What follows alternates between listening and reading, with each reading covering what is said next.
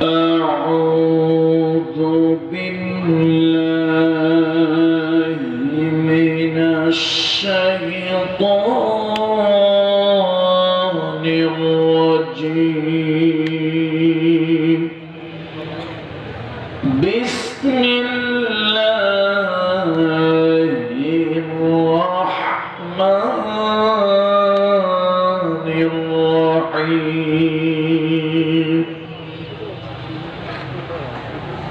إن المسلمين والمسلمات والمؤمنين والمؤمنات والقانتين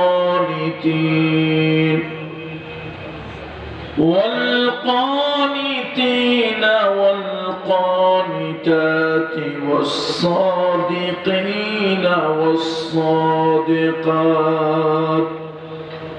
والصابرين والصابرات والخاشعين والخاشعات والمتصدقين والمتصدقات والصائمين والصائمات والحافظين فروجهم والحافظات والذاكرين الله كثيرا والذاكرات أعد الله لهم مغفرة وأجرا عظيما. صدق الله مولانا العظيم. وقال الله تعالى في شان حبيبه آمرا ومخبرا: إن الله وملائكته يصلون على النبي يا أيها الذين آمنوا صلوا عليه وسلموا تسليما. اللهم صل على محمد وعلى آل محمد كما صليت على إبراهيم وعلى آل إبراهيم إنك حميد مجيد. আমি দেখতে পাচ্ছি আপনারা রাগ করে জবান বন্ধ করে আছেন। দুরূদ শরীফের কি ফজিলত, এটা যদি আমরা জানতাম, উপলব্ধি করতাম, তাহলে কেউ জবান বন্ধ করে থাকতাম না। সহিহ মুসলিমের একখানা হাদিস, রাসূলুল্লাহ সাল্লাল্লাহু আলাইহি ওয়াসাল্লাম ইরশাদ করেছেন: মান সাল্লা আলাইয়া সালাতুন ওয়াহিদাতুন সাল্লাল্লাহু আলাইহি বিহা আশরা। আমার উপরে একবার যে দুরূদ পাঠ করবে, আল্লাহ তাআলা সর্বনিম্ন 10টি রহমত তার উপরে বর্ষণ করবেন। অপর একটি হাদিসের মধ্যে এসেছে আল্লাহ তাআলা তার 10টি গুনাহ মাফ করে দেবেন এবং আল্লাহ তাআলা তার 10টি দরজা বুলন্দ করে দেবেন। তাহলে এই কথা শোনার পর আমরা কি জবান বন্ধ রাখবো না রাসূলুল্লাহর প্রতি ভালোবাসা নিয়ে দুরূদ পড়ব? রাসূলুল্লাহ সাল্লাল্লাহু আলাইহি ওয়াসাল্লাম বলেছেন: আসসালাতু আলাইয়া নূরুন আলাস সিরাত। তোমরা আমার প্রতি দুরূদ পড়ো, এই দুরূদ আলো হয়ে তোমাদেরকে অন্ধকার পুলসিরাত পার হতে সাহায্য করবে। সুতরাং পর্দার যে সকল সম্মানিত মা ও বোনেরা আছেন, আপনারা আমাদের সঙ্গে পড়বেন। পুরুষেরা যারা আছেন, দাঁড়িয়ে আছেন, বসে আছেন, সকলেই পড়বেন, জবান ছেড়ে দিয়ে পড়বেন। শুধু মহিলারা নিচু আওয়াজে পড়বেন, মহিলাদের জন্য উঁচু আওয়াজে পড়া জায়েজ নয়। আল্লাহুম্মা সাল্লি আলা মুহাম্মাদ ওয়া আলা আলি মুহাম্মাদ কামা সাল্লাইতা আলা ইব্রাহিম ওয়া আলা আলি ইব্রাহিম ইন্নাকা হামিদুম মাজিদ। আলহামদুলিল্লাহ সুম্মা আলহামদুলিল্লাহ ওয়া আম্মা বা'দ। দিঘির পাড় আল আমিন ইসলামিক কাফেলার উদ্যোগে আয়োজিত আজকের মুবারকপূর্ণ সিরাতুন নবী সাল্লাল্লাহু আলাইহি ওয়াসাল্লাম মাহফিল, এই আজিম ও শান সিরাতুন নবী সাল্লাল্লাহু আলাইহি ওয়াসাল্লাম মাহফিলের সম্মানিত সভাপতি বৃন্দ হযরত মাওলানা আকামা সাদিক হুসাইন সাহেব, হযরত মাওলানা নুরুল হক সাহেব, আলহাজ শওকত ওসমান, আলহাজ হাফেজ জিয়াউল হোসাইন, আজকের মাহফিলের প্রধান অতিথি হিসেবে যারা আসন অলঙ্কৃত করার কথা জনাব আলহাজ আলমগীর চৌধুরী, মান্যবর মেয়র চকরিয়া পৌরসভা, আজকের মাহফিলের সম্মানিত আমন্ত্রিত অন্যান্য অতিথিবৃন্দ, আজকের মাহফিলে উপস্থিত মুআজ্জাজ মুহতারাম ওয়াজিবুল ইহতিরাম হাজারাত উলামায়ে কেরাম আইম্মাতুল মাসাজিদ, বিশেষত আমার পূর্বে অত্যন্ত প্রাঞ্জল ভাষায় বলিষ্ঠতার সাথে বক্তব্য রেখেছেন আমার প্রিয় ভাই, দ্বীনি ভাই, বাংলাদেশের উত্তর পশ্চিম অঞ্চলের গর্বিত সন্তান হযরত মাওলানা আব্দুল কাদের জিহাদি সাহেব চুয়াডাঙ্গা, আল্লাহ তাআলা তাকে দীর্ঘ সুস্থ নেক হায়াত দান করুন।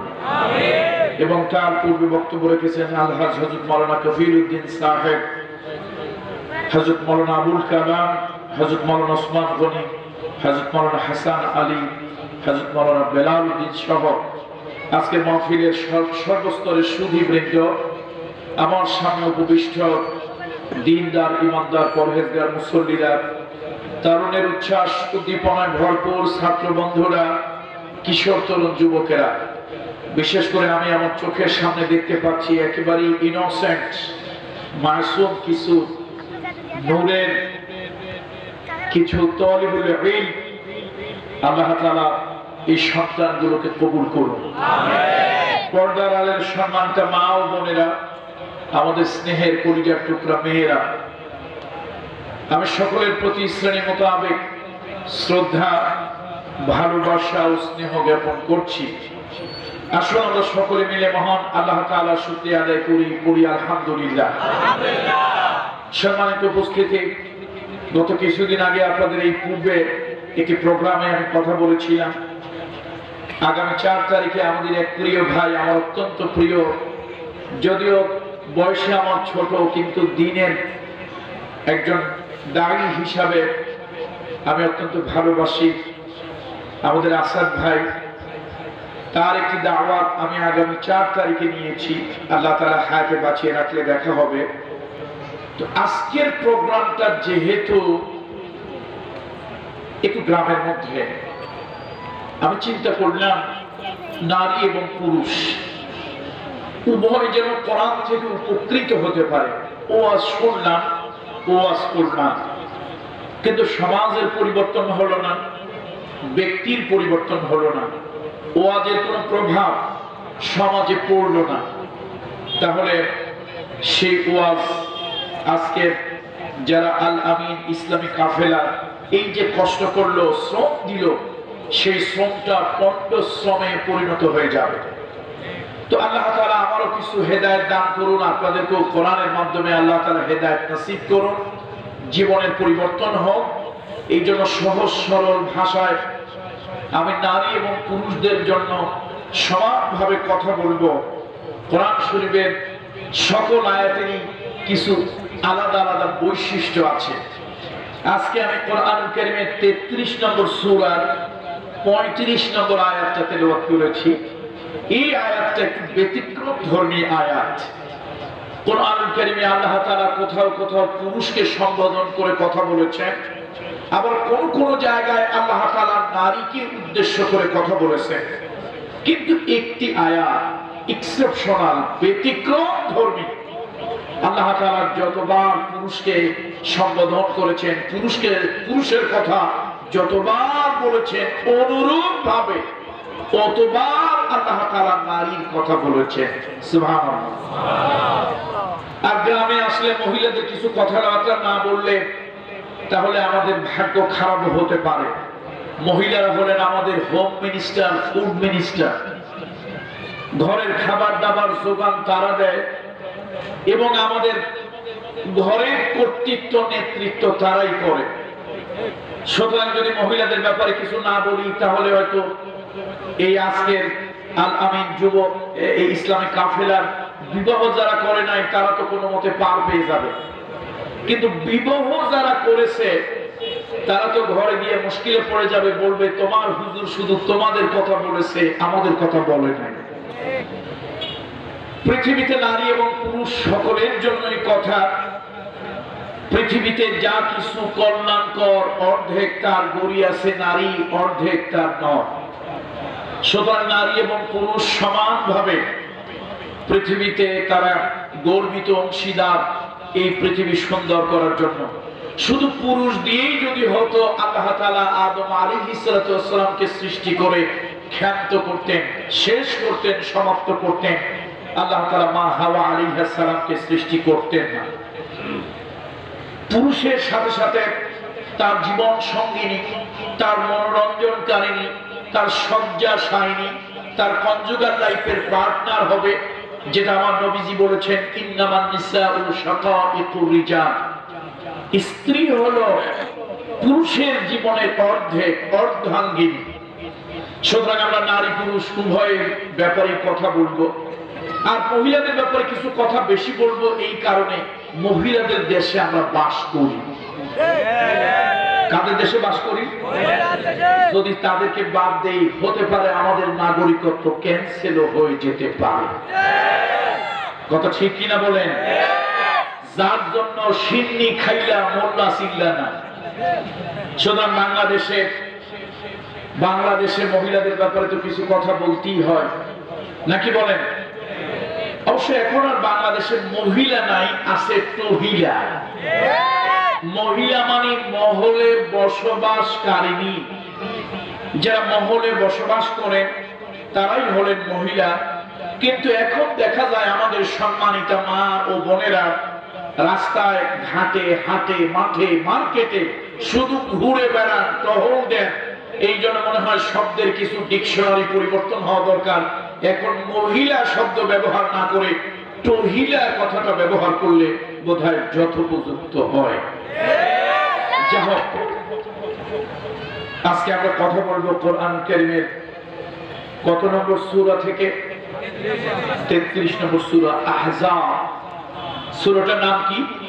আহজাব। এই সূরা আহজাবের 35 নম্বর আয়াত এবং অনেক বড় একটি আয়াত। আল্লাহ তাআলা বলছেন 10টি গুণ যদি কোনো নারী এবং কোনো পুরুষ 10টি গুণ যদি অর্জন করে, কয়টা গুণ বলুন তো? 10টা গুণ অর্জন করলে আল্লাহ তাআলা তাদের সাথে দুইটা ওয়াদা করেছেন। এই দুনিয়ার কোন নারী অথবা পুরুষ 10টি গুণ যদি অর্জন করতে পারে, 10টি চরিত্রের অধিকারী যদি কোনো নারী অথবা পুরুষ হতে পারে, আল্লাহ তাআলা দুইটা ওয়াদা করলেন। আ'আদাল্লাহু লাহুম মাগফিরাতান ওয়া আজরান আযীম। আল্লাহ তাআলা ওয়াদা করেছেন তাদের সঙ্গে, ওই নারী ওই পুরুষ তাদের জীবনে যদি কোনো ভুল ত্রুটি, গুনাহ খাতা যদি হয়ে যায়, আল্লাহ তাআলা মাফ করে দেবেন। আল্লাহ তাআলা শুধু মাফ করে দেবেন না, ওই নারী এবং পুরুষকে উত্তম প্রতিদান দেবেন। এখন উত্তম পুরস্কার, উত্তম প্রতিদান কি, এটা নিয়ে কিছুটা আলেমদের ভিতরে, মুফাসসিরদের ভিতরে কিছু মত পার্থক্য, মত দ্বৈততা, আরবিতে আমরা বলি ইখতিলাফ আছে। কেউ বলেছেন আজরান আযীমা মানে বেহেশত, জান্নাত, আর কেউ বলেছেন না, আজরান আযীমা বেহেশতের থেকেও বড় কিছু। তো বেহেশতের থেকে আবার বড় কি? বেহেশতের থেকে বড় হলো জান্নাতের ভিতরে একদিন আল্লাহ তাআলা জান্নাতীদেরকে ডেকে বলবেন, এই জান্নাতীরা, আমি তোমাদেরকে আরো কিছু দেব। বেহেশতীরা বলবে, আল্লাহ অনেক কিছু দিয়েছেন, আর কি আপনি দেবেন? আল্লাহ বলেন, দেখো তোমাদের সাথে যা ওয়াদা সব দিয়েছি কিনা। বেহেশতেরা, বেহেশতের লোকেরা একটু একটু বোকা, একটু একটু চালাক থাকবে। তারা বলবে, আল্লাহ তো সবই দিয়েছেন। কেউ কেউ বলবে, আল্লাহ সব দিয়েছেন, কিন্তু একটি জিনিস পাইনি, যে আল্লাহকে দেখতে পাইনি, যে আল্লাহর জন্য নামাজ রোজা করেছি, হারাম ত্যাগ করেছি, হালাল পথে চলেছি, যে আল্লাহর জন্য কষ্ট ক্লেশ করেছি, যে আল্লাহর জন্য সংগ্রাম করেছি, যে আল্লাহর জন্য জিহাদ করেছি, আন্দোলন করেছি, যে আল্লাহর জন্য অন্যায়ের বিরুদ্ধে কথা বলেছি, অসত্যের বিরুদ্ধে কথা বলেছি, সেই আল্লাহকে তো এখন পর্যন্ত দেখতে পারলাম না। সুতরাং আল্লাহ তাআলা বললেন, আজকে আমি তোমাদের আশা পূরণ করব, আমি আল্লাহ তোমাদের সাথে দেখা দেব। বলুন সুবহানাল্লাহ। তাহলে কয়টা গুণ অর্জন করলে? 10টা গুণ অর্জন করলে আল্লাহর পক্ষ থেকে প্রথম হলো আল্লাহ মাফ করে দেবে, দ্বিতীয় হলো আল্লাহ তাআলা ওই সকল বান্দা বান্দীকে আজরান আযীমা, জান্নাতের ভিতরে তো জান্নাত দেবেনই, বেহেশতের ভিতরে আল্লাহ তাআলা তাদের সাথে দেখাও করবেন। সুবহানাল্লাহ বলবেন না? সুতরাং আসো 10টি গুণ অর্জন করব। তবে কোরআন কারীমের মুজিজা হলো, কোরআন এত ব্যাপক যে কোরআন কারীমের কথা শুরু করলে শেষ করা যাবে না, শেষ করা যাবে না। এই জন্য কোরআন কারীমের মুজিজা আমরা শুরু করব যতদূর পারি। পর্দার সম্মানিত মা এবং বোনদেরকে বলবো, মা, ওগো বোন, আল্লাহর রাস্তায় আপনাদের যাদের যা কাজ আছে এখন বন্ধ করে দেন, বন্ধ করে দেন। আপনারা দয়া করে মাইকের দিকে কান লাগান। আমার তো মনে হয় পুরুষের থেকে নারীর বেশি হেদায়েত হওয়া দরকার। একজন পুরুষ হেদায়েত হওয়া মানে একজন ব্যক্তির হেদায়েত হওয়া, একজন নারী সঠিক পথ পাওয়া। হেদায়েত হওয়ার অর্থ হলো একটি ঘর হেদায়েত পাওয়া, একটি বাড়ি হেদায়েত পাওয়া, একটা মহল্লা হেদায়েত পাওয়া। কত ঠিক কিনা? সুতরাং নারীর জন্য বেশি প্রয়োজন। আমাদের দেশের মহিলারা তারা চিন্তা করে, ইসলাম যত দাম পুরুষকে দিয়েছে, নারীর কোনো দাম নাই, নারীর কোনো মূল্য নাই। দেখুন, এটা আমাদের দেশের কিছু বাম রাজনীতি আর কিছু এদেশের কিছু এনজিও, বিদেশিদের টাকায় পরিচালিত কিছু এনজিওরা আমার দেশের নারীকে স্বাধীনতার নামে এই কথাগুলো তাদের মগজের মধ্যে ঢুকিয়ে দিয়েছে। কয় যে ধর্ম শুধু নারীর শোষণ করেছে, শাসন করেছে, নারীর কোনো সম্মান দেয়। নাউজুবিল্লাহ বলবেন না? নারীর যে কত সম্মান আপনারা ছোট্ট একটা ঘটনা থেকে বুঝতে পারবেন। আরবিতে বলে জুমলায় মুতারিজা, মানে আমি যে এখান থেকে তেলাওয়াত করছি এই আয়াতের সাথে এই ঘটনার কোনো সম্পৃক্ত নাই, এটা ভিন্ন প্রসঙ্গ, কিন্তু প্রসঙ্গক্রমে আমি বিষয়টা টেনে এনেছি। এই পঠিত আয়াতের এটা তাফসীর ব্যাখ্যা নয়। আমার পর্দার মা এবং বোনেরা, ইসলাম নারীকে কত সম্মান দিল, নারীরে কত ইজ্জত দিল। কোরআন কারীমের একটি সূরার নাম হলো আল মুজাদালা। মদিনার একজন সাহাবী, মহিলা সাহাবী, ওই সাহাবীর নাম ছিল খাওলা বিনতে সালাবা। সকলে পড়েন রাদিয়াল্লাহু তাআলা আনহা, ভক্তি নিয়ে পড়েন রাদিয়াল্লাহু তাআলা আনহা। এই খাওলা বিনতে সালাবা ছিলেন মদিনার সবথেকে একজন গরিব মানুষের বউ। দুনিয়ায় বড় লোকের দাম আছে, বড় লোকের বউ স্ত্রীর দাম আছে, মেয়র মহোদয়ের দাম আছে, তার স্ত্রীরও দাম আছে, চেয়ারম্যান সাহেব কাউন্সিলর সাহেবের দাম আছে, তার ওয়াইফ তার বিবি সাহেবেরও দাম আছে, হুজুরের আলেমের দাম আছে, তার স্ত্রীরও দাম আছে। কিন্তু গরিব মানুষ যে পরের কাছে চাইয়া চিন্তা হাত পেতে খায়, সমাজে তার কোনো দাম নাই, মূল্য নাই। আচ্ছা বলুন তো, তার স্ত্রীর কি দাম থাকতে পারে? কোন দাম থাকতে পারে? এমন একজন মহিলা হলো খাওলা বিনতে সাআলাবা। নাম বলুন সবাই, খাওলা বিনতে সাআলাবা রাদিয়াল্লাহু তাআলা আনহা। তার নাম আমি যতবার পড়ি খুব মনের থেকে ভক্তি লাগে এই মহিলার প্রতি, মনের থেকে শ্রদ্ধা লাগে। এটা শুধু আমার কথা নয়, ইসলামের অত্যন্ত বলিষ্ঠ একজন ব্যক্তিত্ব সাইয়েদনা ওমর রাদিয়াল্লাহু তাআলা এই মহিলাকে এত ভয়, এত সম্মান করতেন। আল্লাহু আকবার, আল্লাহু আকবার। এই মহিলার স্বামীর নাম হলো আউস। কি নাম বলুন তো? আউস বেচারা ছিল ডায়াবেটিসের রোগী। হুজুর বুঝলেন কেমনে? ওই যুগে তো ডায়াবেটিস আবিষ্কার হয় নাই, তবে লক্ষণ, সিম্পটম, আলামত এটা মনে হয় সে ডায়াবেটিসের রোগী ছিল। কতক্ষণ পর পর ক্ষুধা লাগতো, একটু পর পর প্রস্রাব করত, খাবার দাবার না খাইলে চোখে ঝাপসা দিত, মেজাজটা খিটখিটে ছিল, একটু পান থেকে চুন খসলে 19 থেকে 20 হলে, 20 থেকে 19 হলে মেজাজটা খারাপ হয়ে যেত, গালিগালাজ করতো, মারধর করতো, রাগারাগি করতো। তো এখন একে তো গরিব মানুষ, আর ওই খাই খাই রোগ, একটু পর পর খাওয়া লাগে।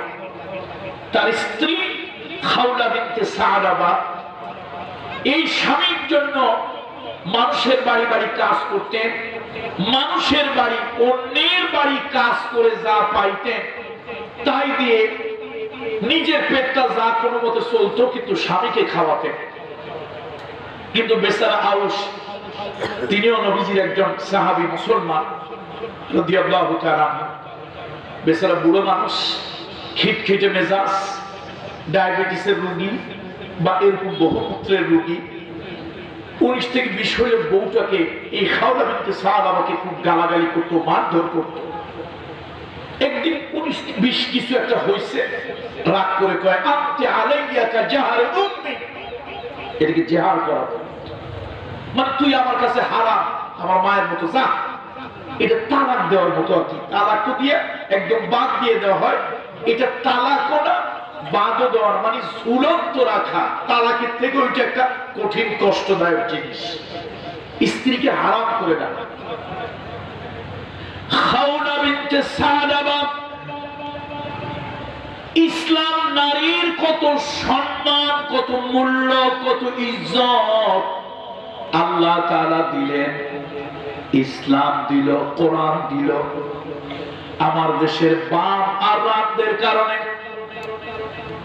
আমার দেশের ইসলাম বিদ্বেষী রাজনীতির কারণে আমার দেশের মা এবং বোনেরা জানে না, আমার কলিজার টুকরা মেয়েরা জানে না ইসলাম কি সম্মান তাদেরকে দিল।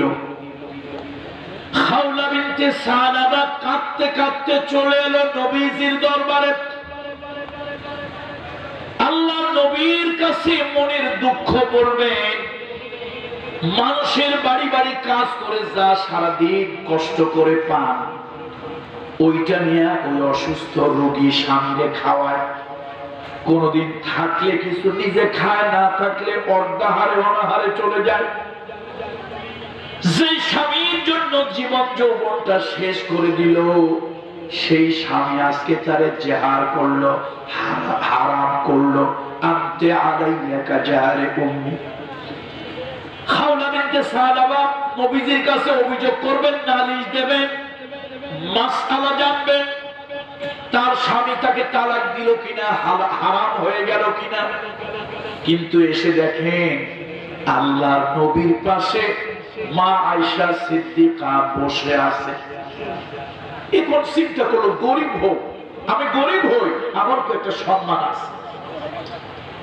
নবীজির কাছে কথাটা বলবেন, মা আয়েশা পাশে, উনি চিন্তা করলেন নবীজির কানে কানে বলবো, আম্মা জান আয়েশা যেন না শোনে। তখনও পর্দার আয়াত হয় নাই। নারী এবং পুরুষ পরস্পর পরস্পর থেকে পর্দা করতে হবে, এই বিধান আল্লাহ তাআলার আরশে আজিম থেকে ওহীর মাধ্যমে তখনও আসে না। খাওলা বিনতে সালাবা রাদিয়াল্লাহু তাআলা আনহা নবীজির কানের কাছে গিয়া মা আয়েশা যেন না শোনে।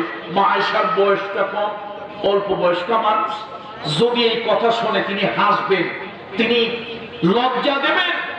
আর এই অল্প বয়স্ক মা আয়েশার কাছে এই বুড়ো মহিলাটা লজ্জা পেয়ে যাবেন। সেজন্য নবীজির কানের কাছে গিয়ে ফিস ফিস ফিসফিস পর্যন্ত আস্তে আস্তে আস্তে আস্তে নবীজির কানের কাছে গিয়ে বলতেছে, ইয়া রাসূলুল্লাহ, স্বামীর জন্য জীবন যৌবনটা সব খোয়াই দিলাম, আর যেই স্বামীর জন্য এত কষ্ট করি সেই স্বামী একটু 19 থেকে 20 হইলে আমারে মারে, গালিগালাজ করে, আজকে আমাকে জেহার করেছে, আনতে আলাইয়া কা জাহারে উম্মি, তুই তো আমার মায়ের মতো, মায়ের পিঠের মতো।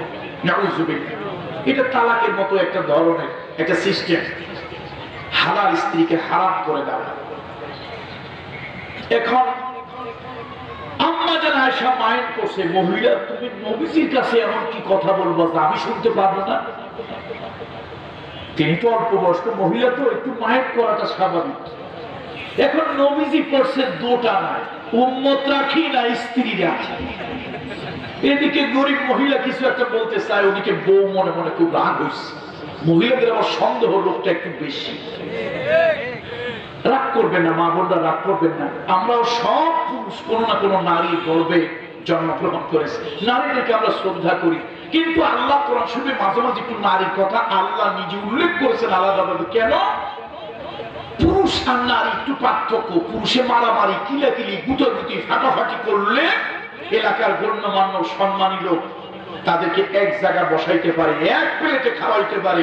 কিন্তু মহিলা যদি মারামারি, ঝগড়া, সুদ ছেড়াছড়ি লাগে, আরে পীর ওলি আল্লাহ আর মেয়র কাউন্সিলর তো দূরের কথা, স্বয়ং জিবরাইল এসেও দুই মহিলার পাশাপাশি বসাইতে পারে। মহিলা যে কি তা তো আমরা বুঝি, দুনিয়ার কেউ না বুঝুক, বাংলাদেশে তো আমরা বুঝি নাকি? সব কথা বলা যায় মুখ দিয়ে ভেঙে? আবার কোন কথা বলবো, আমি পিসার মানুষ, শেষে মুলা চুরিতে আমার ফাঁসি হয়ে যায়। জানি অনেক কিছু, কিন্তু সবকিছু বলি না। এক বেচারা গেছিল এক এলাকায়, বলেন হুজুর ফরজ কয়টা? লোকটা চিন্তা করলো কি করি, ধাইয়ে কয় 17টা। তো বলেন কি কি? বলছে হাত ধোয়া, চোখ ধোয়া, মুখ ধোয়া, দাঁত ধোয়া, পা ধোয়া। 19টা বলছে। কয়টা? কয় হুজুর ফরজ আপনি কইলেন 17টা, কিন্তু বলতে বলতে বললেন 19টা। কারণ কি? কয় জানি আরো বলি না আপনাদের ভয়ে। এখন আমরা কিন্তু সমাজের অনেক কিছু জানি, কিন্তু বলি না ভয়ে। বললে আবার কোন মূলাচুরিতে আপনারা ফাঁসি দিয়ে দেবেন। আমরা তো মাশাআল্লাহ এমন একটা দেশে বাস করি, কারো মূলাচুরিতে হয় ফাঁসি, আর কেউ 7 খুন করার পরেও চুলে লাগায় কলম, আর জেলখানায় তার মুখে জামাই আদরের হাসি। সুতরাং আমরা পিসাব মানুষ, খানকায় আছি, খানকায় থাকি, খানকার বাহিরে যাওয়াটা ঠিক মনে করি না। নারীর কথা বলছেন তো। এখন নবীজি চিন্তা করে কি, উম্মত রাখি না বউ রাখি? আম্মা জান আয়েশা কিন্তু খুব অল্প বয়স, তো বয়সের কারণে মেজাজটা গরম হয়েছে। নবীজি আমার স্বামী, তুমি মহিলা এমন কি গোপন কথা বলো যেটা আমি শুনতে পারবো না? আল্লাহ নবী একটু বিরক্ত হয়েছে। অর্থাৎ এই মহিলাই আচরণ না করে তুমি দূরের থেকে বলো, ইয়া রাসূলুল্লাহ আমার স্বামী এই করছে। ওই ফিস ফিস করে বলার কারণে নবীজি কিছু কথা বুঝছে, কিছু কথা বোঝে নাই, কিছু কথা শুনছে, কিছু কথা শোনে নাই। নবীজি একটু বিরক্ত হয়ে বললেন, তোমার এ ব্যাপারে কোনো ফয়সালা, সমাধান আমার কাছে নাই। মহিলা দুঃখ পেল। ওই মহিলা কাঁদতে কাঁদতে বের হয়ে গেল। যাওয়ার সময় দুঃখ করে বলল, নারীর কোনো দাম নাই, গরিবের কোনো মূল্য নাই, এতদিন ভাবতাম আল্লাহর কাছে নবীর কাছে গরিবের মহিলার দাম আছে, আজকে মনে হয় তাও নাই। মহিলাটা দুঃখ করে চলে যাচ্ছিলেন, মহিলা চলে গেলেন। সাইয়েদনা ওমর আদবের সাথে তার সামনে দাঁড়িয়েছিলেন। মহিলা চলে যাবার পর আল্লাহ নবীর সাহাবীরা সাইয়েদনা ওমরকে ধরলেন। ওমর, আমরা জানি ওমর বড় লৌহ মানব। আল্লাহ নবী বলেছেন সাইয়েদনা ওমর যে রাস্তা দিয়ে হাঁটে, শয়তান ভয়তে ওই রাস্তা দিয়ে হাঁটে না। সাইয়েদনা ওমর একজন গরিব মহিলা, ভিখারি মহিলা, আপনার সঙ্গে কথা বললাম, আর আপনি ওই মহিলাকে জি জি হ্যাঁ হ্যাঁ বললেন, কারণ বুঝলাম না। সাইয়েদনা ওমর বললেন, এই মহিলাকে কি তোমরা চিনতে পেরেছো? বলল, না, আমরা চিনি নাই। এই মহিলা তো সেই মহিলা যার সামনে আল্লাহ তাআলা সূরা মুজাদিলার আয়াত অবতীর্ণ করেছেন। এই মহিলা জমিন থেকে কথা বলেছিল, আল্লাহ তাআলা আরশে আজিম থেকে শুনেছেন। যে মহিলার কথা আল্লাহ তাআলা আরশে আজিম থেকে শোনেন, ওমরের মতো একজন সাধারণ খলিফা ওই মহিলার কথা আদবের সাথে কেন শুনবে না? শোনো আল্লাহর নবী, সাহাবীরা ভালো করে শোনো। এই মহিলা যদি আমাকে দাঁড়িয়ে থাকতে বলতো, আমার সাথে কথা বলতো, সকাল থেকে সন্ধ্যা পর্যন্ত মহিলার সম্মানে আমি দাঁড়িয়ে থাকতাম। মহিলা যদি সন্ধ্যা থেকে সকাল পর্যন্ত আমার সঙ্গে কথা বলতো, আমি সন্ধ্যা থেকে সকাল পর্যন্ত দাঁড়িয়ে থাকতাম। আবার সকাল থেকে সন্ধ্যা পর্যন্ত যদি কথা বলতো, সম্মানে দাঁড়িয়ে থাকতাম। শুধু ফরজ নামাজের সময় হলে নামাজ আদায় করে নিতাম। এই মহিলা থেকে এক মুহূর্তের জন্য আমি ওমর অমনোযোগী হতাম না। আল্লাহু আকবার। ইসলাম নারীকে মূল্য, সম্মান, ইজ্জত দিয়েছে না দেয় নাই? অবশ্যই দিয়েছে। সুতরাং আমার দেশের কিছু বাম রাজনীতি, তারা নারীর ব্যাপারে নারীকে মাথার মধ্যে ঢুকা দিয়েছে, এই ইসলাম তোমাদেরকে শোষণ করেছে, এই হুজুরেরা তোমাদেরকে খাইছে, ইত্যাদি ইত্যাদি বলে দিয়েছে। যার কারণে আমার দেশের মা বোনরা, অনেক শিক্ষিত মা বোন আছেন, আমাদের কলিজার টুকরা শিক্ষিত অনেক মেয়েরা আছেন, ইসলামের ব্যাপারে অতটা আগ্রহী নয়। আমি এই জন্য আজকে মা বোন বোনদেরকে বলবো, বৃত্তশীল ব্যাখ্যা সহকারে বলা সম্ভব নয়, অনুবাদের সাথে একটু ব্যাখ্যা সহ 10টি গুণের কথা বলবো, নারী আর পুরুষ। কাদের জন্য বলুন তো? বলুন সবাই, কাদের জন্য? কয়টা গুণ? 10 গুণ অর্জন হলে আল্লাহ তাআলা কি করবে? দুটি কাজ ওয়াদা, আল্লাহ ওয়াদা করেছে। প্রথম হলো তাদের জীবনে কোনো গুনাহ খাতা হলে মাফ করে দেবে। দ্বিতীয় হলো আল্লাহ কি দেবেন? কেউ বলেছেন জান্নাত, কেউ বলেছেন জান্নাতের থেকেও বেশি আল্লাহর দিদার আল্লাহ তাআলা তাদেরকে দিয়ে দেবেন। সুবহানাল্লাহ। আল্লাহর ওয়াদা কখনো খেলাফ হয় না। একটা কথা বলবো, রাগ করবেন নাকি? নির্বাচন সামনে, তো বলতে ভয় লাগে। বলতে কি লাগে? নির্বাচন আসলে কত ওয়াদা হয় ভাই, কিন্তু আল্লাহর ওয়াদা নির্বাচনী ওয়াদা নয়। আল্লাহ ওয়াদা করেন, আল্লাহ ওয়াদা, ইন্নাল্লাহা লা ইউখলিফুল মিআদ। আল্লাহ তার ওয়াদা কখনো খেলাফ করে না। ঠিক, আল্লাহ তার ওয়াদা কখনো খেলাফ করেন না। আল্লাহ যা ওয়াদা করেন তাই করেন। সুতরাং এটা ভাববেন না যে নির্বাচনী ওয়াদা, নির্বাচন আপনাদের এলাকার ব্যাপার, কিন্তু কোরআন তো আপনাদের এলাকার জন্য নয়, কোরআন কিয়ামত পর্যন্ত মানব মণ্ডলীর জন্য। এই জন্য আহাদাল্লাহ, আল্লাহ ওয়াদা করছেন 10 গুণ অর্জন করলে আল্লাহ তাআলা মাফ করে দেবেন, জান্নাত দেবেন, আল্লাহর দিদার দিয়ে দেবেন। এটা নির্বাচনী ওয়াদা ভাববেন না। এক লোক নির্বাচন করতে এসে বলছিল, ভাইরা আমারে ভোট দেন, আমি গরুর গাড়ির চাকার মতো একটা জিলেপি বানায় দেব। এবং পাবলিক চিন্তা করে এইরকম জিনিস তো খাওয়া তো দূরের কথা, জীবনে দেখি না। জীবনে কি করি না? দেখি না। বন্ধুরা আমার, অবশ্যই জনগণকে প্রতিশ্রুতি দিতে হয়, আবার সবটা খারাপ ভাববেন না। যারা নির্বাচনে আসেন ওনার একটা ম্যান্ডেট জনগণের সামনে পেশ করেন, স্বাভাবিক আপনাদের ম্যান্ডেট পেলে আমি এই কাজগুলো করব, এটা খারাপ কিছু না।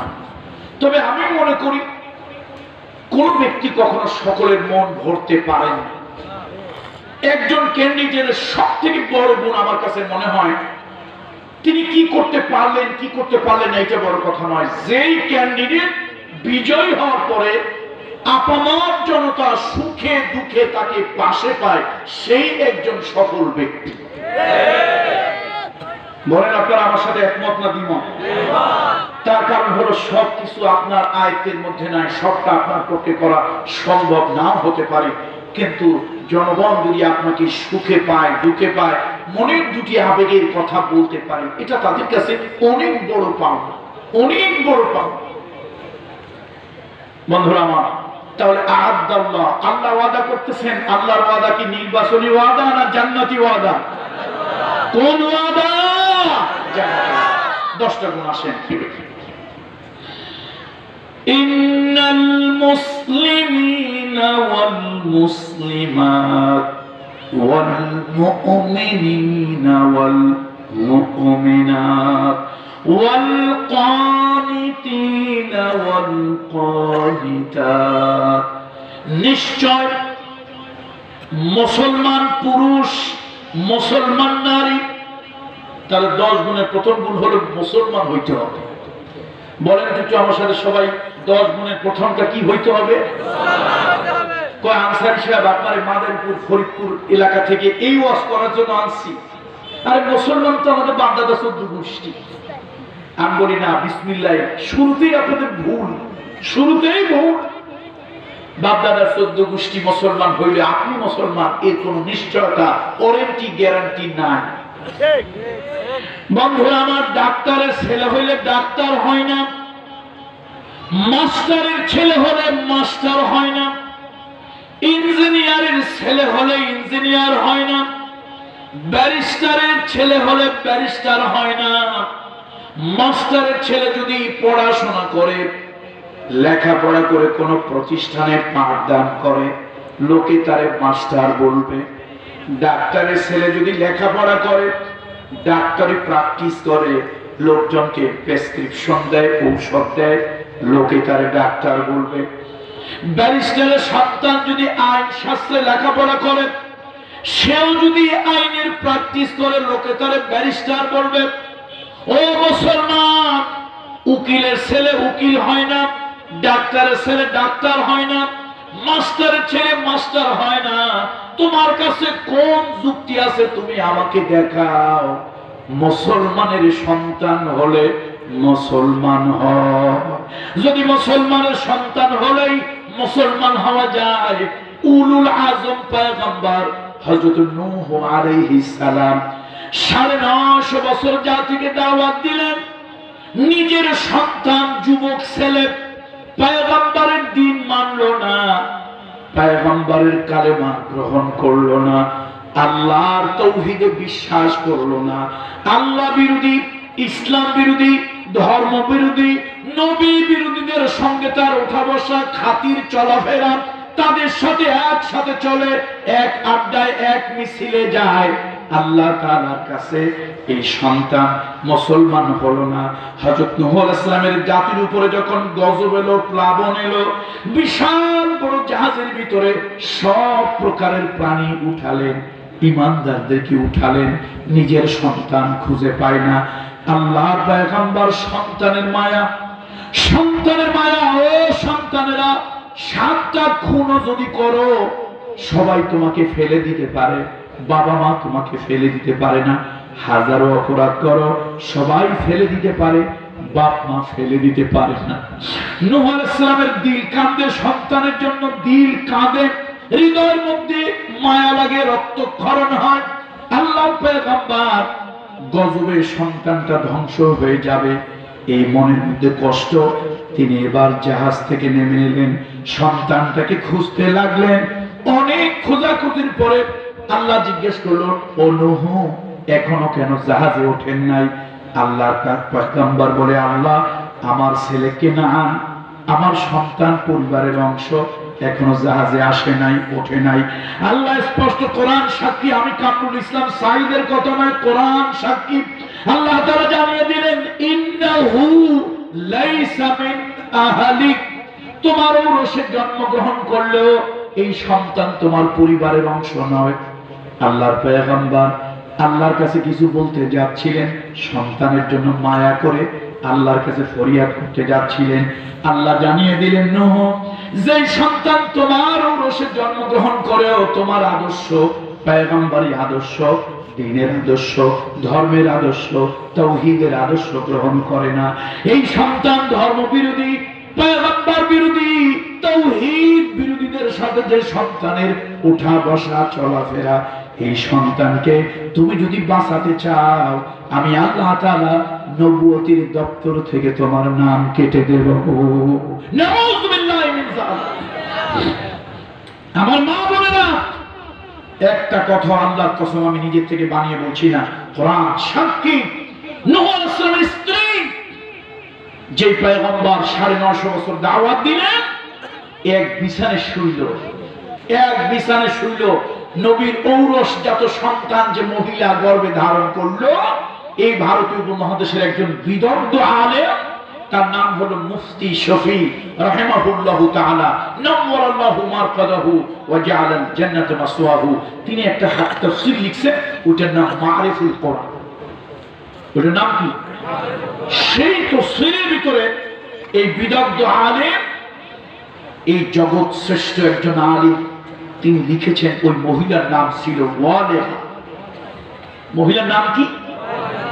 এই মহিলা নবীর স্ত্রী, নবীর সাথে এক বিছানায় শুইল, নবীর ঔরসজাত সন্তানের মহিলার গর্ভে ধারণ করলো।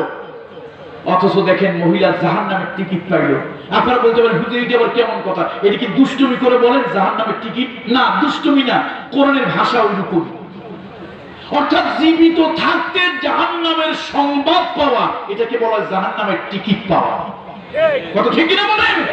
এই মহিলা জাহান্নামের জীবিত অবস্থায় আল্লাহ জাহান্নামের টিকিট পেল।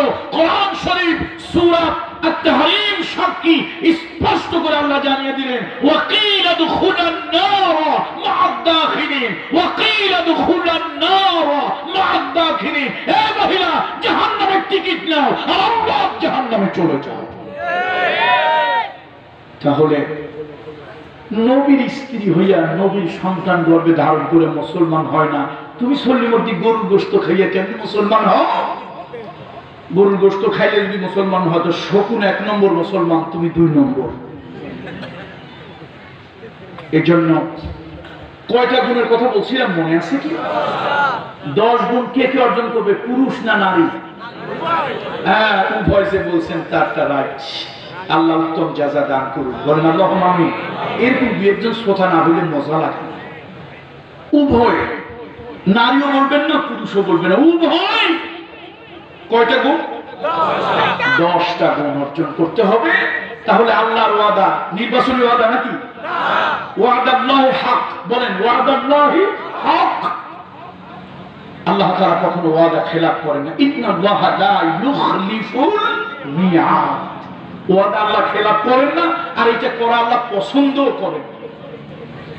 তাহলে আমার ভাইরা, বন্ধুরা, যুবকেরা, গ্রামের সকল স্তরের লোকেরা, 10টা গুণ। মাথার মধ্যে টুপি দিলেই মুসলমান হওয়া যায় না, মুখের মধ্যে দাড়ি রাখলেই মুসলমান হওয়া যায় না। লেনিনের মুখে দাড়ি ছিল, রবীন্দ্রনাথ ঠাকুরের মুখেও দাড়ি ছিল, আমাদের মুখেও দাড়ি আছে। সব দাড়ি এক দাড়ি নয়, কারো দাড়ি আছে ফ্যাশন, কারোটা হইল মোশান, কারো দাড়ি সুন্নতি, কারো দাড়ি মস্তানি। কত ঠিক কিনা বলেন? কি মুহাম্মদ সে ওয়াফা তूने, আল্লাহু আকবার, কি মুহাম্মদ সে ওয়াফা तूने, तो हम तेरे ये जहां चीज ही क्या লৌহ কলম তেরে। তুমি যদি আমার নবীর ভালোবাসা মুহাব্বতে তার একটা সুন্নাত যদি তুমি আঁকড়ে ধরো, তুমি যদি আমার নবী মুহাম্মাদের হয়ে যাও, আল্লাহর আরশ, কুরসি, লৌহ কলম সব তোমার হয়ে যাবে। এই জন্য দাড়ি রাখলে মুসলমান হয় না। যার দাড়ি আমার হাবিবে কিবরিয়া মুহাম্মদ সাল্লাল্লাহু আলাইহি ওয়াসাল্লাম রেখেছিল, আমার হাবিবে কিবরিয়ার সুন্নাত, তার অনুকরণ, আল্লাহর কসম একটা দাড়ির মূল্য আল্লাহর জান্নাত জাহান্নাম থেকেও বেশি। কত ঠিক কিনা বলেন? এটা নবীর সুন্নাত। দাড়ি রাখলেই হবে না মিয়া, রবীন্দ্রনাথ ঠাকুরের দাড়ি আছে। টুপি মাথায় দিলে মানুষ মুসলমান হয় না। পৃথিবীর অনেক সম্ভ্রান্ত সভ্য বংশের অনেক ধর্মের লোকেরা টুপি মাথায় দেয়, ইহুদিরাও দেয়, তবে সেটা নুনের বাটির মতো, ওই হাফ পিসের মতো একটা মাথার উপর দিয়ে দেয়। সুতরাং মুহাম্মদ সাল্লাল্লাহু আলাইহি ওয়াসাল্লামের টুপি, আমার আব্বা মরহুম মাঝে মাঝে কথাটা বলতেন, দেখো তুমি যদি মুহাম্মদ সাল্লাল্লাহু আলাইহি ওয়াসাল্লামকে ভালোবেসে, হাবিবে কিবরিয়াকে ভালোবেসে তুমি যদি একটা টুপি সুন্নাত মনে করে মাথায় দাও, ওই টুপিটার দাম যদি হয় 1 টাকা, ব্যবহার করতে করতে টুপিটা যদি হয় সেরা, ওই সেরা টুপির এক গাছা সুতার মূল্য আল্লাহর জান্নাত থেকেও বেশি। ওটা মুহাম্মদ সাল্লাল্লাহু আলাইহি ওয়াসাল্লামের ইত্তেবা হওয়ার কারণে। এখানে দামের প্রশ্ন না ভাই, সৌন্দর্যের প্রশ্ন না, এখানে কার প্রশ্ন? মুহাম্মদ সাল্লাল্লাহু আলাইহি ওয়াসাল্লামের ইতাআত, মুহাব্বত। এই জন্য আসুন, মুসলমানের ঘরে জন্মগ্রহণ করে মুসলমান হওয়া যায় না। বছরে বছর গরু জবা দিয়ে গোশত খাইলে মুসলমান হওয়া যায় না। দাড়ি টুপি পাঞ্জাবি লাগাইলেই হয় না। তার কারণ আব্দুল্লাহ ইবনে উবাই দাড়ি ছিল, পাঞ্জাবি ছিল, পাগড়ি ছিল, জুব্বা ছিল, আবা ছিল, কাবা ছিল, কিন্তু হৃদয়ের ভিতরে আল্লাহর প্রতি আত্মসমর্পণ ছিল না। এই জন্য মুসলমান হতে পারেনি, হয়েছে মুনাফিক। সুতরাং কয় গুণ অর্জন করতে হবে? 10 গুণ মুসলমান হইতে হবে। মুসলমান,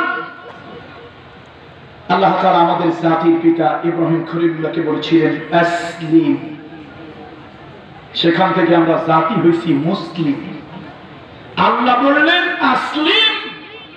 তবে হে রাজনীতি ভাইরা শোনেন, রাজনীতি লোকেরা আবার অনেক সময় আমার উপর একটু খেপা, কিন্তু পিসাব মানুষ তো দোয়া নেওয়া লাগে, এই জন্য উপর দিয়ে কিছু কয় না, ভিতরে ভিতরে খেপা।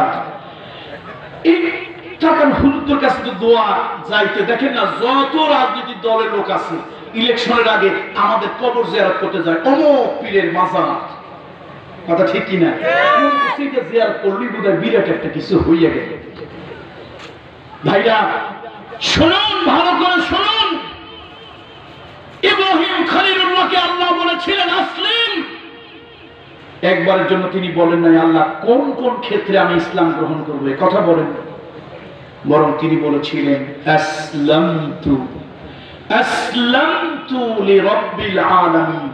আমি আমার সকল চিন্তা ভাবনা চেতনা সব কিছুর দিক থেকে আল্লাহর কাছে পুরোপুরি আত্মসমর্পণ করেছি। কথা ঠিক কিনা বলুন? কোন দিক থেকে, কোন দিক থেকে আল্লাহর কাছে আত্মসমর্পণ করেছি বলুন? সব দিক থেকে। সেই জন্য আপনাদেরকে অনুনয় করে বলি, আঘাত দেওয়ার জন্য নয়, আপনাদের বিবেককে জাগ্রত করার জন্য বলি, আঘাত দেওয়ার জন্য নয়, বিবেককে জাগ্রত করার জন্য বলি। জীবনের মুসলমান যে তার এরকম হবে না যে আমি কোন কোন ক্ষেত্রে ইসলাম, না, সকল ক্ষেত্রে আল্লাহর কাছে আত্মসমর্পণ করতে হবে, সকল ক্ষেত্রে আল্লাহ তাআলার কাছে আত্মসমর্পণ করতে হবে। আসলামতু লিরাব্বিল আলামিন, বলুন আসলামতু লিরাব্বিল আলামিন। সুতরাং আল্লাহর কাছে পরিপূর্ণ আত্মসমর্পণ। কয় গুণ অর্জন বলছিলাম? শুধু মহিলা না শুধু পুরুষ? উভয়, উভয় 10 গুণ অর্জন করবে। আরেকটা দেখেন আল্লাহ তাআলার হিকমত দেখেন, এক জায়গায় আল্লাহ তাআলা বলেন কুল্লু নাফসিন যায়িকাতুল মাউত। এটা আমার সাথে বলেন না সবাই, কুল্লু নাফসিন যায়িকাতুল, সব প্রাণীকে মরতে হবে, আজ হোক কাল হোক, 2 দিন আগে হোক 2 দিন পরে হোক, সব প্রাণীকে কি করতে হবে? মরতে হবে। আবার আরেক জায়গায় আল্লাহ তাআলা বলতেছেন ওয়ালা তামুতুন্না ইল্লা ওয়া আনতুম মুসলিমুন। দেখছেন আপনার কথা, ওয়ালা তামুতুন্না ইল্লা ওয়া আনতুম মুসলিমুন। এই শোনো, মরতেই যদি হয় মুসলমান না হইয়া মরিও, মুসলমান না হয়ে মরিও না। তাহলে মুসলমান মানে কমপ্লিট সারেন্ডার টু অলমাইটি আল্লাহ, নিজের সবকিছু আল্লাহর কাছে সঁপে দেওয়ার নাম হলো মুসলমান। তাহলে নারীও মুসলমান হবে, পুরুষও মুসলমান হবে পুরোপুরি। এরপরে হলো ওয়াল মুমিনিনা ওয়াল মুমিনাত, নারীও বিশ্বাসী হবে, মুমিন হবে, পুরুষও মুমিন হবে। মুমিন কাকে বলে? আল ঈমানু বিজউন ওয়া সাবউনা শুবাতান ফাআফজালুহা قول لا إله إلا الله وأدناها إماتة العزاء عن الطريق الحياء شعبة من الإيمان। আমার বিশ্বনবী বলেছেন ঈমানের 70 থেকে 77টা শাখা প্রশাখা। ঈমান একটা গাছের নাম। ঈমান একটা কিসের নাম? একটা গাছের নাম। ওই গাছের জান যেটা যেই শিকড় ছাড়া গাছটা বাঁচে না, ওই শিকড়টার নাম হলো লা ইলাহা ইল্লাল্লাহ, লা ইলাহা ইল্লাল্লাহ, লা ইলাহা ইল্লাল্লাহ। মান ক্বালা লা ইলাহা ইল্লাল্লাহ গুফিরা লাহু মা তাকাদ্দামা মিন যামবিহি। 80 বছরের একজন হিন্দু ভাই, 80 বছরের একজন বৌদ্ধ ভাই, 80 বছরের একজন খ্রিস্টান ভাই যদি মন প্রাণে লা ইলাহা ইল্লাল্লাহ পড়ে, তার জিন্দেগির সব গুনাহ মাফ হয়ে যায়। আল্লাহু আকবার বলুন। লা ইলাহা ইল্লাল্লাহ সাইটখানি সাধারণ জিনিস মনে করিয়েন না। আমাদের দেশে এখন আমাদের পীরদের খানকায় লা ইলাহা ইল্লাল্লাহর জিকির চলে। লা ইলাহা ইল্লাল্লাহ বলেছিলেন ইব্রাহিম খলিলুল্লাহ, নমরুদের তখ্ত তাউস জোতা পেটা হয়ে দুনিয়া থেকে বিদায় হয়ে গিয়েছিল। লা ইলাহা ইল্লাল্লাহ বলেছিলেন মুসা কালিমুল্লাহ, ফেরাউন তার দলবল সুদ্ধা নীল দরিয়ার ভিতরে সুপনি খেয়ে খেয়ে মরেছিল। লা ইলাহা ইল্লাল্লাহ আঘাত দিয়েছিলেন বিশ্বনবী মুহাম্মদ রাসূলুল্লাহ বদরে, খন্দকে, তাবুকে, হুনাইনে, বিভিন্ন জায়গায় লা ইলাহা ইল্লাল্লাহর আওয়াজ বাতিলের কলিজা থরথর করে কেঁপেছিল। আর আজকে লা ইলাহা ইল্লাল্লাহর জিকিরও করি, খেসুড়িও খাই, মাগার মশা মাছিও ভয় পায় না। এই জন্য ঈমান নামক গাছের কয়টা ডালপালা শাখা প্রশাখা? 70 থেকে 77টা। তার মধ্যে যেইটা ছাড়া গাছ বাঁচে না, নিচের শিকড়, ওইটার নাম হলো লা ইলাহা ইল্লাল্লাহ ওয়া আদনাহা। আর কার মধ্যে ঈমান আছে এটা কেমনে বুঝবেন? আমি কামরুল ইসলাম সাইদের কথা নয়, নবীজির কথা।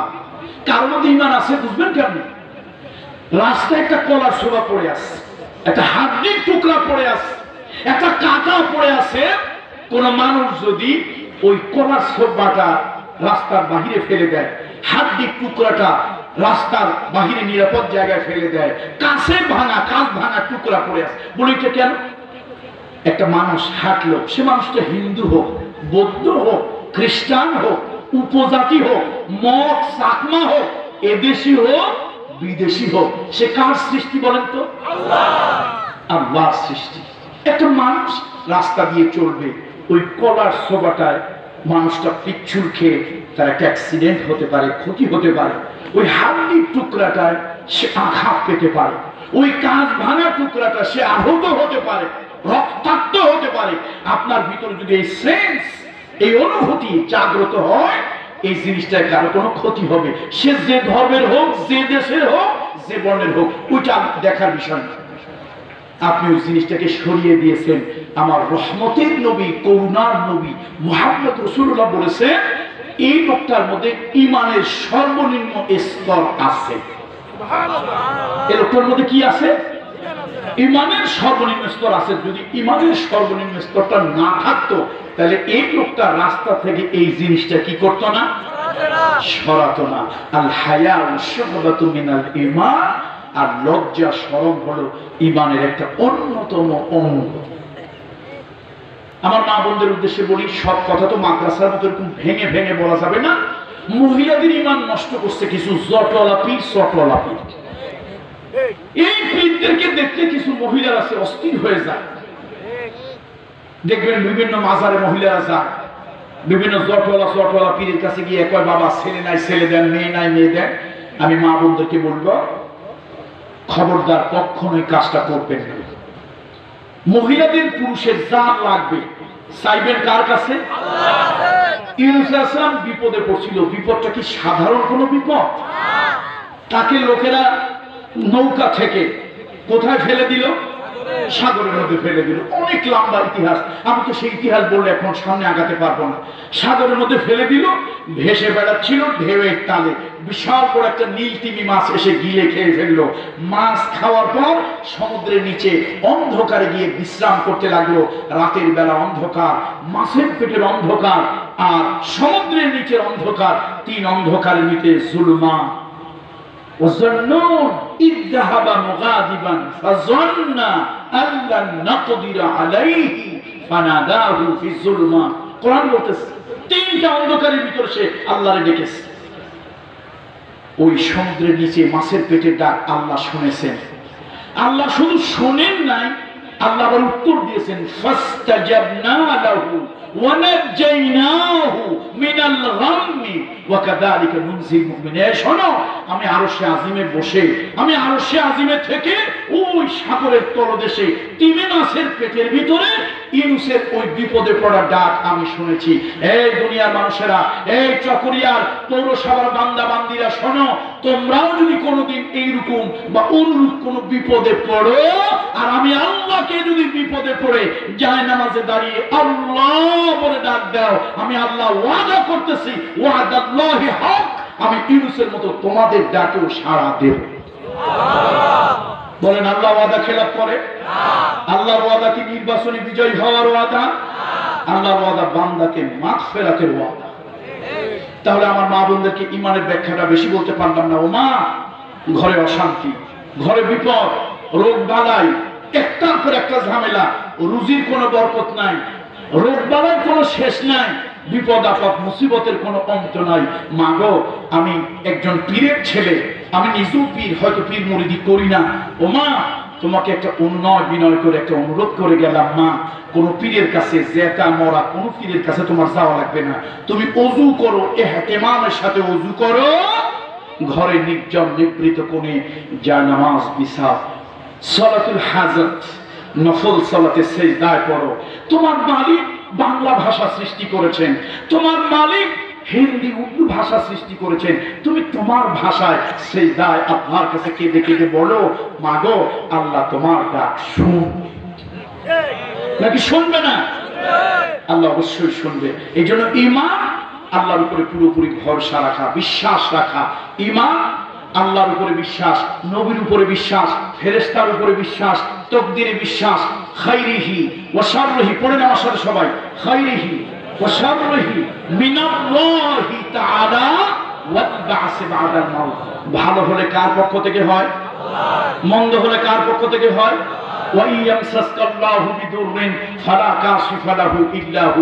আল্লাহ যদি তোমার অকল্যাণ করে কেউ ভালো করতে পারবে না। একজন ঠ্যাং ভাঙছে, ভাইরে তোর ঠ্যাং ভাঙলো কেমনে? মাজার বড় গরম, মাজারের সামনে দিয়ে জোরে গাড়ি চালাই আসছিলাম, ব্রেক করি নাই, এই জন্য আমি গাড়ি উল্টায় পড়ে গেছি। তাহলে বোঝা গেল মাজার যে লোকটা আছে কত খারাপ, কত খারাপ। মানুষের গাড়ি উল্টাইয়া ঠ্যাং ভাঙে, এই লোকটা কি ভালো মানুষ না খারাপ মানুষ? সুতরাং ভাইরা, এই জাতীয় কথাবার্তা বলবেন না। কোরআন শরীফ, আমি কামরুল ইসলাম সাইদের কথা বাদ দেওয়া যায়, আমি কামরুল ইসলাম সাইদের কথা বিশ্বাস করা যায়, আমার মালিকের কোরআনের কথা বিশ্বাস করা যায় না।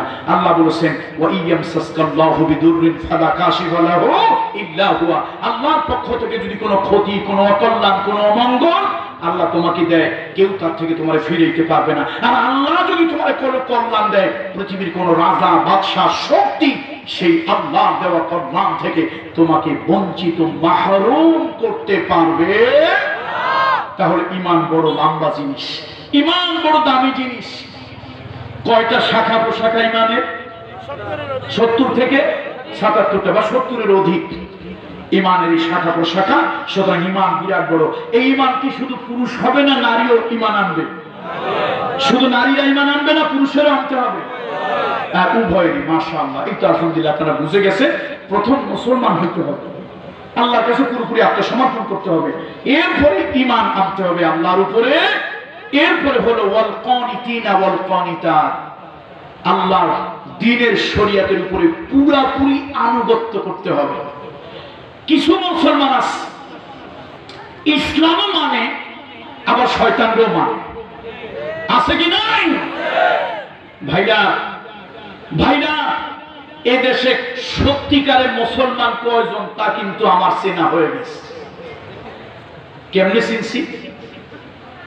একটা উদাহরণ দিচ্ছি। কোরআন এবং হাদিস থেকে দলিল দিয়ে এক মৌলানা সাহেব বলছেন, এই চশমা এটা এই জিনিস দিয়া, এই প্লাস্টিক কাঁচ দিয়ে চশমা বানানো জায়েজ নয়। আপনি দেখলেন চশমা আপনার বানাইতেই হবে, কোরআনে কি আছে থাক, হাদিসে কি আছে থাক। আপনি আলেমের কণ্ঠ বন্ধ করতে চাইলেন, আলেম যখন বারবার রেফারেন্স দিয়ে বলল হাদিস শরীফে কোরআন শরীফে আছে এই জিনিস বানানো যাবে না, আপনি ইমামের গায়ে, খতিবের গায়ে, আলেমের গায়ে হাত তুললেন। এই যে রাজনৈতিক কারণে আপনার হাতে ক্ষমতা আছে, কোরআন হাদিস দিয়ে ব্যাখ্যা দেওয়ার পরেও একজন আলেমের, একজন খতিবের গায়ে আপনি যদি হাত তোলেন, আল্লাহর কসম আপনি বিশ্ব নবীর গায়ে হাত তুলেছেন। তার কারণ কোরআন এবং হাদিস থেকে কেউ যখন উদ্ধৃতি দেয়, তোমার যদি অপছন্দ হয় চুপ থাকো, আল্লাহ তোমার প্রতি রহম করবেন। আল্লাহ তোমার প্রতি কি করবেন? কিন্তু তুমি যদি কোরআন হাদিসের উদ্ধৃতি, এটা নাসাই শরীফে আছে, ইবনে মাজাহ শরীফে আছে, আবু দাউদ শরীফে আছে, বুখারী শরীফে আছে, এরকম আলেম যদি হাদিসের নাম ধরে, নাম্বার ধরে, কোরআনের আয়াত দিয়ে যদি কোনো দলিল দেয়, আর তুমি নিজের মুসলমানের বাচ্চা বলে দাবি করো, আর তোমার রাজনৈতিক চিন্তা দর্শনের বাহিরে যাওয়ার পরে ওই আলেমের উপর তুমি সাপের মতো ফস করে ফেলা তুলো, মনে রাখবা দুনিয়ায় তোমার হাতে অনেক কিছু আছে, তুমি করতে পারবা, কিন্তু কবরে, হাসরে, মিজানে, সিরাতে সেদিন তুমি বড়ই অসহায় থাকবে। ওই দিন কোনো ক্ষমতা পাওয়া তোমার কোনো কাজে আসবে না। এই জন্য নারী হোক পুরুষ হোক, শুধু মুসলমান হইয়া ইমানদার হলেই চলবে না, আনুগত্যটা পুরোপুরি হইতে হবে। আনুগত্য যেমন তবুকের যুদ্ধ, নবীজি যখন ডাক দিলেন তখন প্রচন্ড গরম, গাছের খেজুর পেকে গেছে। আমরা ধান খাই, ধান মানে চাউল খাই, আমরা চাউল খাই, গমের আটা খাই, এটা আমাদের প্রধান খাদ্য।